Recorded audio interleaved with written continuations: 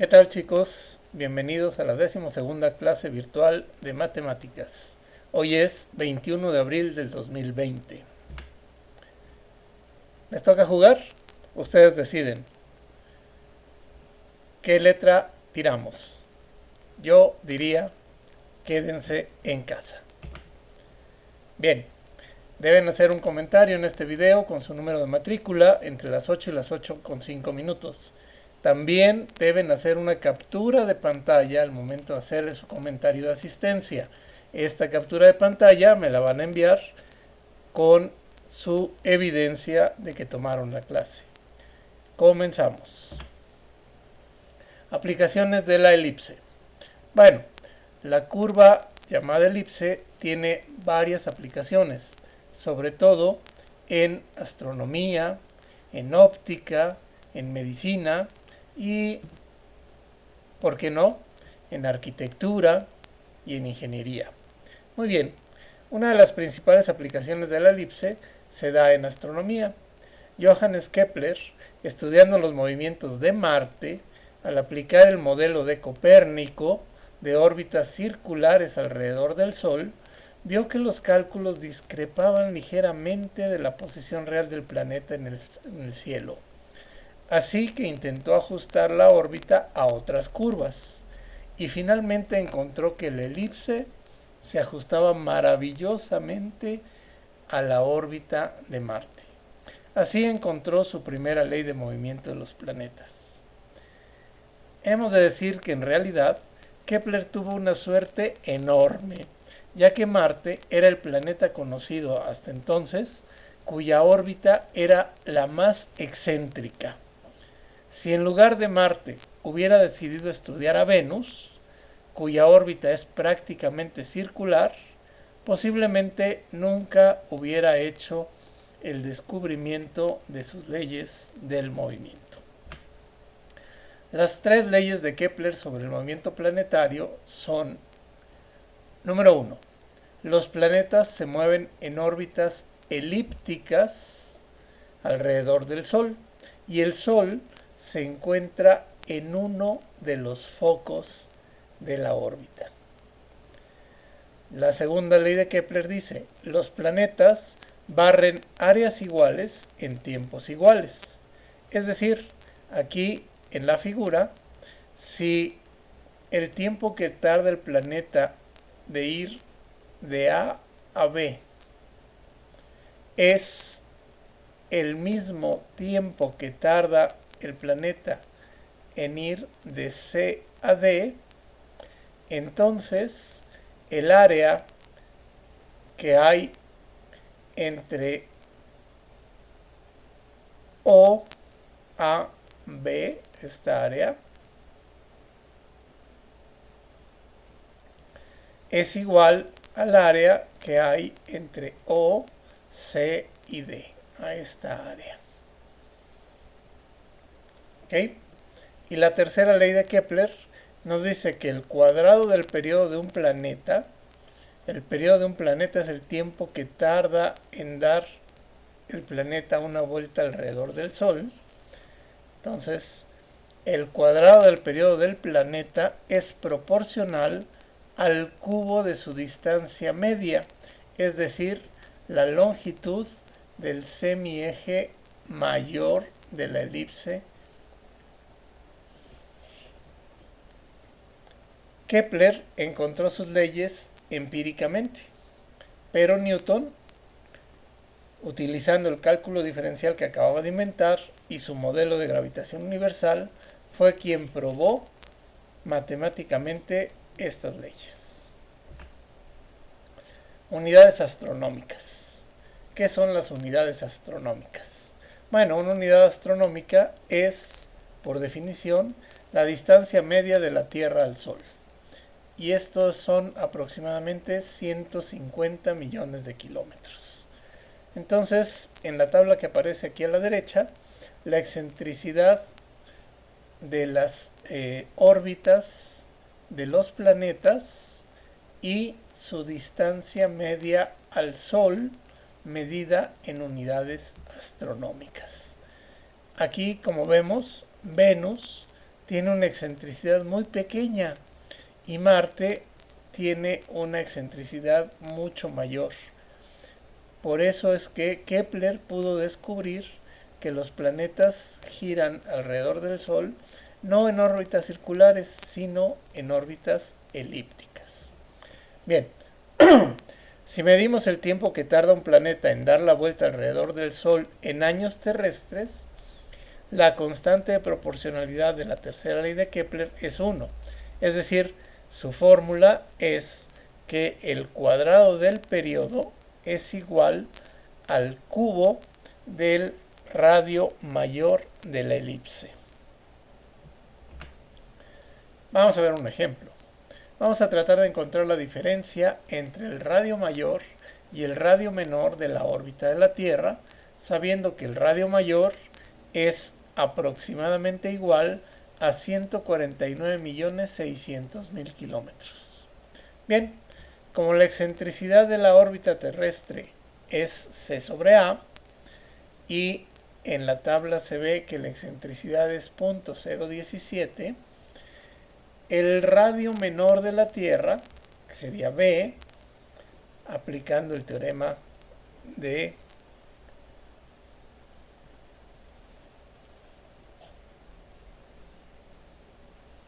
Pitágoras en la elipse, tenemos que b sería la raíz cuadrada de a cuadrada menos c cuadrada.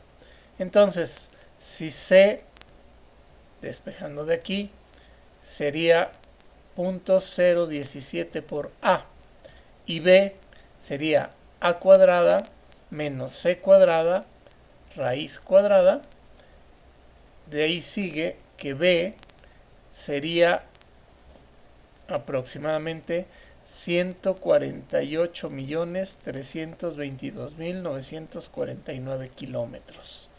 Eso sería el radio menor.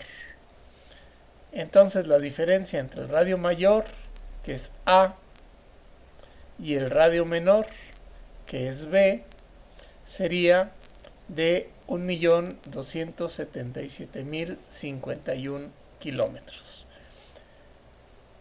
Nuevamente les pido que revisen los cálculos. Hagan ustedes los cálculos para ver si llegamos a esos resultados. Bien, otro ejemplo. Encontrar el periodo de Urano. Es decir, cuánto dura un año de Urano. Cuánto tiempo tarda Urano en dar una vuelta completa al Sol. La distancia media de Urano al Sol es de 19.18 unidades astronómicas. Urano, 19.18 unidades astronómicas. Y su periodo, de acuerdo a la tercera ley de Kepler, sería P sería la raíz cuadrada de 19.18 al cubo.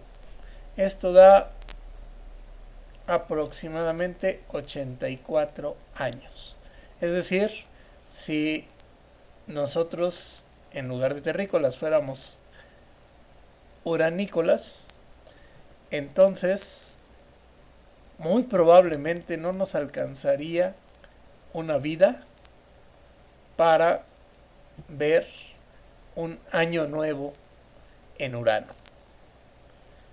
Es curioso. Bueno, no solo los planetas satisfacen las leyes de Kepler, sino que también todos los cuerpos que giran alrededor de otros. Por ejemplo, los cometas girando alrededor del Sol, los satélites girando alrededor de los planetas, y aún el mismo sistema solar girando alrededor del centro de la Vía Láctea.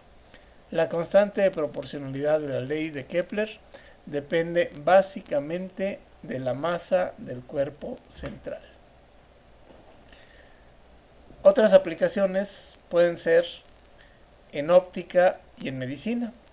Si consideramos un espejo que tenga forma de elipse, un rayo de luz que parte de un foco y choca contra el espejo, se va a reflejar pasando exactamente por el otro foco.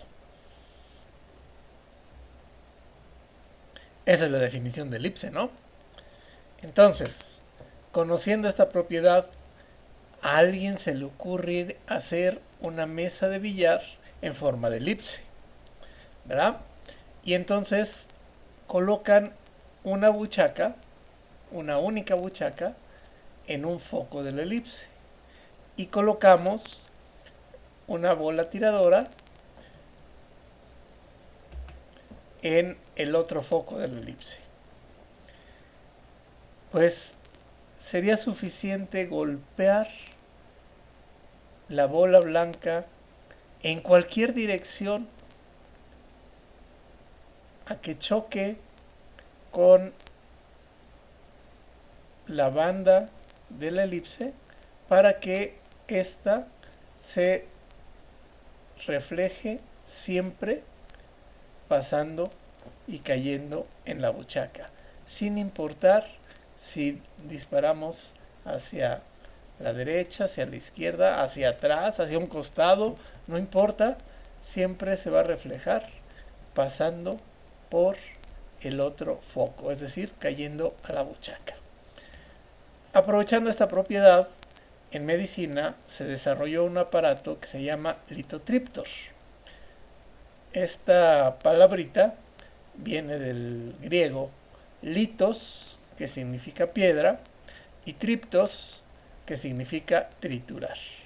Es decir, es un aparatito que permite triturar los cálculos renales, comúnmente llamados piedras en los riñones. ¿En qué consiste?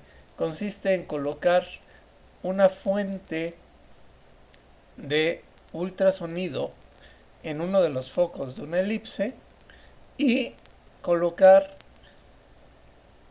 el riñón de la persona que tiene cálculos en el otro foco de la elipse.